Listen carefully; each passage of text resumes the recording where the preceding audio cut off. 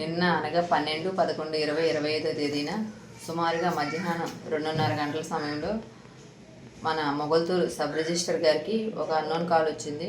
నేను ఏసీబీ విజయవాడ నుంచి మాట్లాడుతున్నానండి. మీ మీద ఇట్లా ఏసీబీ వస్తున్నారు, అట్లా రాకుండా ఉండాలి అంటే 3 లక్షలు మాకు ఇస్తే మిమ్మల్ని ఇబ్బంది పెట్టకుండా ఉంటారని చెప్పి ఇచ్చారు.